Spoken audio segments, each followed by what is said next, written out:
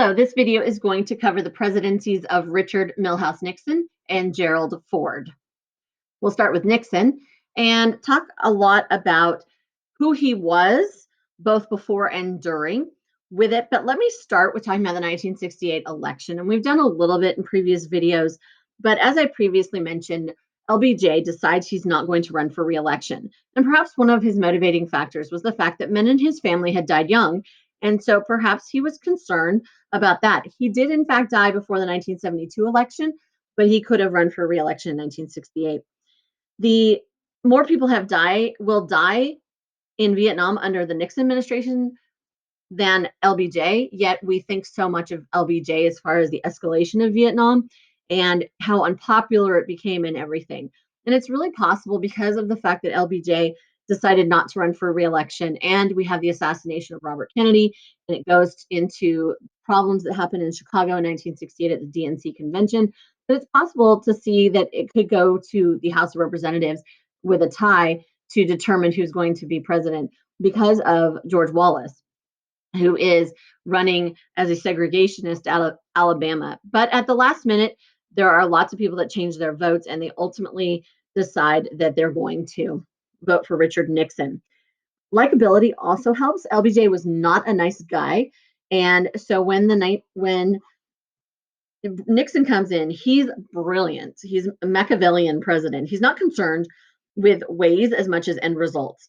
If he ran an election where Americans were mad at each other, he had a better chance of winning. And so he capitalized on the fact that George Wallace is divisive because he's a segregationist and that people didn't like the war. And he basically associates Hubert Humphrey as vice president to Lyndon Johnson as one and the same. And so he's able to use that as an advantage. He sees that the children of the greatest generation of the World War II veterans are unhappy, and he feels if he can turn them, that it would be because they were angry.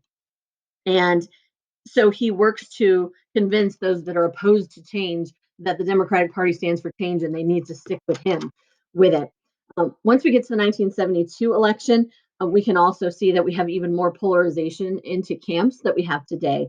And then let's talk about his experience, because he's really experienced. He has a lot of accomplishments, and he symbolizes the resurgence of the Republican Party in a time before Reagan, obviously, and influences younger Republican leaders. He has a lot of experience in politics.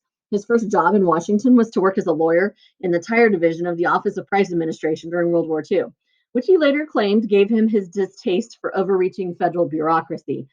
He enlisted and served in World War II. In 1946, he ran his first campaign as a conservative Republican. It was a midterm election, and it was the first year the GOP, or the Republican Party, had done pretty well since before the New Deal. He ran against the New Deal and portrayed his opponent as a communist sympathizer. He was tapped as vice president by Eisenhower, part of the establishment. He knew his way around Capitol Hill, brought youth and rigor to the ticket.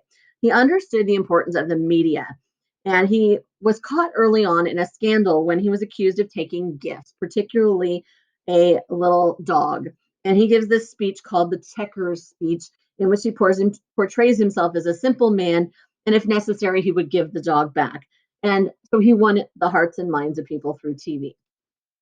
It's not a huge role to be the vice president, but he learned some important lessons, including in the fact that in 1959, there had been a recession, and JFK had suggested that Eisenhower and Nixon had not been tough enough on the Soviet Union, and that we weren't doing enough to promote growth. And so he learned that he can never be too dovish, meaning he can never be too much on the side of peace, that he had to prime the pump right before an election. And that's a phrase that people still use today, politicians, as well as the talking heads in the media, of needing to do something to get people out there and talking. And so it becomes ingrained. And between 1963 and 1974, he has a lot of experiences that you have a lot of tumultuous circumstances going on in the country, and he grows from each of these. He is known as an anti-communist and was a pioneer in using tools available like QAC that we've already talked about to investigate and tarnish political opponents. He was part of the red baiting of the 1950s. He was shy, however, and resentful, and he didn't feel like he was appreciated enough, and he was very persistent about this. A lot of times he had a very difficult relationship with the press, even though he knew how to use them. He didn't like them necessarily. Now, one of the interesting things that we'll come back to is he does actually do some liberal initiatives, which makes it kind of strange if you think about what he was. But above all else, he was an opportunist and he understood what resonated with people. And when he won in 1968, it was by a small margin. And he looked ahead to 1972 and has to figure out, how am I going to get reelected? And he faced a Democratic Congress, which made him more opportunistic than concerned about his ideology, and made him flexible in the beginning. So we'll come back and talk about the environment and the economy a little bit later and some of these other things.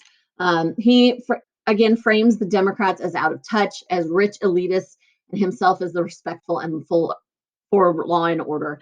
And we tend to associate the imperial presidency with him, which is something I'm going to talk about in the live session on Watergate. But the idea that the president is above the law, that they are the most powerful of all the three branches of government. So let's move in and talk about foreign policy before we come back to talk more about some of these things I've been mentioning here. So détente is the easing of hostilities. And so after the Cuban Missile Crisis and the problems that were going on where we almost ended up with nuclear war, Nixon realizes we need to pull back a little. And so he's all about easing the tensions. But he also looks at it with realpolitik, which means let's determine the policy based on a nation's situation rather than just dismiss them because they're communistic. So let's not look just at the ideology, but also the circumstances. And one of his doctrine, all of them have them, remember, is Vietnamization, is the idea that we would assist in the defense and development of allies and friends, but we would not be the ones to do all the work. In other words, we were not going to undertake the defense of all of the nations. And so within Vietnam, this is the idea of we're going to transfer, as we take American troops out, we're going to transition to more of the South Vietnamese army taking over. As far as the attempt to reduce tensions, he participates in the Strategic Arms Limitation Talks 1. There will be a planned second one. But the idea of this was to restrain the arms race by limiting anti-ballistic missiles. The less there are, then the less chance there is to have a full-on nuclear war. One of the things that Nixon is most known for is China, is opening up China. Now, China had gone communist back when Mao Zedong had launched the communist revolution there, and the United States had not really accepted them. There had been a very strained relationship, but he decides that he's going to make some diplomatic outreach to the People's Republic of China in hopes that that might make the Soviet Union's more malleable. So he sees an advantage by cozying up a little bit to China, that now he can drive a wedge between these two because they're both communist, and before they'd kind of worked together, that if he can be more with China and opposed to Soviet Union together, that could benefit him. And here we have a picture of him on the Great Wall of China. And then in 1973, following along with what happened in Guatemala and what happened in Iran, in Chile, the United States owned the two of the largest copper mining companies there. And the person who was in charge, Allende, he sought to nationalize the land, which would have meant that we would have lost a large amount of profits and everything. So the United States sought to undermine him and ultimately was able to take away money and influence and everything, which led to the replacement of Pinochet, Augusto Pinochet, who was not a communist. So remember this pattern here where we side with the non-communist, even if they're not necessarily the best thing for the country. Well, Pinochet turns out to be the worst of all of them. And soon there are thousands of individuals who disappear and are never seen from again because of his reign of terror that he has. And so of all of them, he turns out to be the absolute worst. And Allende, even with his nationalization of the copper mines, would have been much better for the people of Chile. But of course, the way that it happened, they were immediately recognized under Pinochet and as a legitimate leadership, government, and everything. Then also associated with the Vietnam War, which I did not include previously, is the War Powers Act of 1973, which pulled back on the limits of the power of the president because under the Gulf of Tonkin Resolution, the president had broad military powers in the war in Vietnam, and Congress realized that they'd given away too much of their war-making powers. And so the War Powers Act limits how much the president can go into conflict without the approval of Congress. But then after a certain period of days, then they must have congressional approval in order to continue. If not, then they have to leave. And so we can talk more about that a little later. Moving on to the Southern strategy and some domestic stuff here and how he is going to be able to win the election is that he wants to court the Southern conservative Democrats who dislike civil rights. They're anti the war protesters. They don't like the anti war protesters at all. And it's important to understand he inherited a nation where 70% of all Southern African American students still attended segregated schools, despite the fact that there had been the Brown versus Board of Education decision in 1954 and the Civil Rights Act of 1964, which ended segregation in public accommodations. And he's even going to petition the courts to delay busing and support regionally or locally controlled desegregation. Now, prior to this, there had been a segment of the South that Southern Democrats that were called Dixiecrats. And they still voted Democratic, even though they were not of the same beliefs at all as those that were in the Northern or Western Democrats. And so he sought to take advantage of this and flip them over to the Republican Party. And they have been part of that ever since. And so we rarely see any of the part of the solid South um, voting for a Democratic president. Obviously, that happens, as we know, since Georgia just voted for the Democrat in the 2020 election. But there's a huge stretch of time where that's not really happening because of his Southern strategy. Next, let's look at the economy. And in 1968, 1969, when he becomes president, the economy is doing well. And he inherits it becomes worse though over the time of his presidency. And he has this belief called new federalism, and the idea that it's time to transfer certain powers and money from the federal government back to the states and local government, known as revenue sharing. So this is a direct attack really on the New Deal and him looking at it saying we have spent way too much of the federal government being involved in all these decisions that really should be up to the states. So he's more in favor of turning things back over to states. And one example, though, of him doing this, uh, or what he did, was to create the Family Assistance Plan because he didn't want, like Medicaid, which was the program to help give insurance to poorer individuals. He didn't like food stamps and aid for families with dependent children.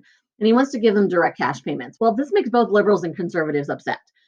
Liberals, because he set the threshold too high. You had to make $16,000 for a family of four. They thought that that was too not acceptable. It upsets conservatives because you're basically giving income to people who aren't working. And labor unions saw this as a threat to the minimum wage, so nobody liked it. One of the biggest problems that is going to occur later on into his presidency is stagflation, and it will continue in Ford's and even into Carter's. And this is when inflation is going up, meaning the price of things is higher. It's more expensive to buy the same item, despite unemployment also being high and demand being down. Now, normally, when in economics, when unemployment is high, then people don't have the money to spend, and therefore they don't have demand products from people, and that forces prices lower. Well, it didn't happen during that time period during the 70s, and that's what stagflation is. And then also, Nixon's very good at cultivating anxiety over economic concerns. Plus, he also uses immigration as a concern. And he wants to destroy the New Deal coalition. It begins kind of under him, that had really been going on for quite a long time and will be ultimately solidified even more so with Reagan in 1980. And then he also deals with an oil crisis in 1973 caused by the Yom Kippur War, where the United States sides with Israel, and as a result, the OPEC, which is the Organization of Petroleum Exporting Companies, decides that they are going to shut off our oil, and it makes for long gas lines, and it makes it very hard for Americans to get their oil. And this is going to lead to desires for us to become more energy independent. But I'll get back to that. One of the speeches that he gives is called the silent majority. And the origins of this was that they hadn't, during the campaign of Goldwater in 1964, they had done a good job of distracting the media. So when they went to China in 1972, there was a right wing primary challenge that basically went nowhere, but it frames the future of conservatives. And it is becomes about putting points on the board where Congress was overwhelmingly Democratic. And so Nixon's going to be looking at how can I get benefits? And so he basically is going to say, his end to the war. But he's looking at it saying, I know that the vast majority of you are not part of the counterculture. I also know that the vast majority of you are not part of the anti-war protesters, and you don't like them at all. You just haven't vocally expressed yourself. And thus was born the term the silent majority. And so he's really looking at who are the silent majority, and he frames this as the silent majority versus the liberal elite, and begins to see more support among conservatives as a result of that. Now, getting back to environmental legislation. So he is, again, trying to find a way to get more new people involved. And there's a big environmental disaster, the Santa Barbara oil spill, that is happening soon after he takes office. And he sees this as something to temper his standing as an aggressive war hawk, and allow him to appear more moderate because it has bipartisan support. And he is unpopular on college campuses, but the environmental movement is growing there. So he sees an opportunity to get his base rallied around him, but also win other parts of the Democratic Party, perhaps. And he also says, well, because the economy is doing well at that point, then we don't have to worry about this trade-off that often happens when you're talking about the environment of the economy versus the environment. And that's something that we see even today of every time we put legislation in to protect the environment, then other people say, well, but that hurts businesses. And then if you put things to help businesses, people say it hurts the environment. Well, they didn't have that problem right at this. So it was the perfect time to do this. And he is going to create the Environmental Protection Agency, which he wants an independent government organization to oversee this. And so it's sometimes surprising to understand that a Republican created the Environmental Protection Agency because it's creating bigger government, which is usually what Republicans often are against. And then he also creates the Clean Air Act in 1970. It's hard to see the picture here, but that's smog over Los Angeles. And that air looks pretty darn disgusting. And they used to have smog alerts and everything. We're going to come back to this when we talk more about the environmental movement, but it regulates emissions from stationary and mobile sources. So they needed to clean up the air, so they put regulations on factories, for example, and cars to clean up the air. Then in 1972, he passes the Clean Water Act. And you can see that the context for this was that in 1969, the Cuyahoga River caught on fire because there were so many chemicals that were in it that it seemed that there was a need to restore the water supply for the nation and all of that. So it becomes the 1970s will become the environmental decade, but we will come back and talk a lot more about that later. Now, one of the things as we move into talking a little bit about Watergate here in a second is that there had been a credibility gap that had begun under Johnson, partly because of the Tet Offensive and the fact that the government was saying, oh, we're winning the war, but the pictures and the video that was coming home weren't saying that. Well, this is just going to become worse because of the Pentagon Papers and what's revealed here. And so this is a report that is commissioned by Secretary of Defense Robert McNamara in 1967. So this is before the election. This is while LBJ is still president. And it was a secret study of U.S. involvement in Vietnam going back into the Truman administration in 1945. In 1971, Daniel Ellsberg, who was working for the Department of Defense, is going to photocopy some of these, and he's going to leak some of them to the press, and they will be published in the New York Times. This will reveal that the administrations of Truman, Eisenhower, Kennedy, and Johnson had all misled the public about the degree of U.S. involvement in Vietnam. And it shatters the public trust. And it's pretty much been going downhill from there, especially with Watergate, which we'll get to in a minute. But the complete report has now been declassified and is 7,000 pages long, 3,000 of them narrative and 4,000 of them supporting documents. And let's move on to Watergate itself. So I have a whole separate lesson on this, But on June 17th, 1972, four men break into the Democratic National Committee headquarters at the Watergate complex. This will set off a chain of events that leads to the downfall of President Nixon. And when evidence comes to light that the president had tried to cover up the crime, he has two choices. He can resign or be impeached and certainly removed from office. So I mentioned imperial presidency earlier. And with Nixon, we were involved in a lot of things without letting the American people or Congress even know. If you think back to what I had talked about Cambodia and the bombings there during Vietnam, he used the CIA to overthrow the foreign governments in Chile, as an example. He used power to make parts of the government more responsible, and he sought ways to expand the executive branch. And it all is basically going to come to light here. He's going to take advantage of the broad scope of executive powers to cover up crimes. Nixon will have a corrupted use of national security for his own political interests, and Congress will respond with oversight. Wiretapping rules change how the president is able to function. And so, what one of Nixon's big legacies is this distrust for government and distrust and concern about the power of the presidency. And I'm again going to talk about Watergate completely separate, so I'm not talking about here other than the fact that he ultimately will resign and Gerald Ford will take office. Now, Gerald Ford is he's a unique president because he is the only person to become president who was never actually elected to any office in relation to the presidency. So normally you're either elected as president or elected as vice president and then take over as president. Well, Ford becomes president when Spiro Agnew, who was the vice president, resigns after his own scandal. And Ford, who was the House Minority Leader at the time, becomes president or becomes vice president. And then when Nixon resigns, Ford becomes president. Well, his act of pardoning Nixon is going to ultimately probably be one of the reasons why he will not be reelected, although no one knows for 100% sure, but it's widely believed that that led to his ultimate downfall because people were angry and they wanted to see something happen to Nixon potentially. So President Ford, there's not a lot to talk about because he's only a one-term president, but he does continue the policy of détente, as was previously mentioned. That is the easing of tensions that's happening between the different nations.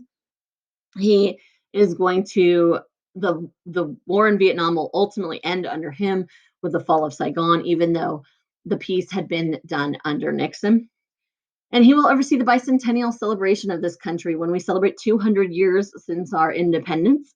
And so that will be a time of unity and exciting parades and all kinds of excitement in the country. However, he inherits a bad economy, and one of his programs becomes Whip Inflation Now. And the economy was deteriorating. That stagflation I talked about was continuing. The price of oil was rising, and by 1974, 85% of foreign oil, what of our oil was foreign, and gas prices had doubled. There was a severe shortage. So he is going to propose a tax increase and reduction in federal spending, and he will have 12 million buttons produced that say "Win the Whip Inflation Now" on it. And in 1975, he had proposed this $16 billion tax cut, but he's in a war with Congress over the budget, and Congress ultimately raises spending, but cuts taxes, which doesn't help the economy at all because you're spending more and you're not having the revenue to cover that spending. And so that's really the legacy of Ford. There's not a lot to say because of that. And ultimately, polls show that most people wanted to punish President Nixon, and his decision to heal the nation, as he said, ultimately probably lost him a lot of support and he wasn't able to get much accomplished. And then he obviously did not become president again when he ran. And that is all that I have for this video. Thank you.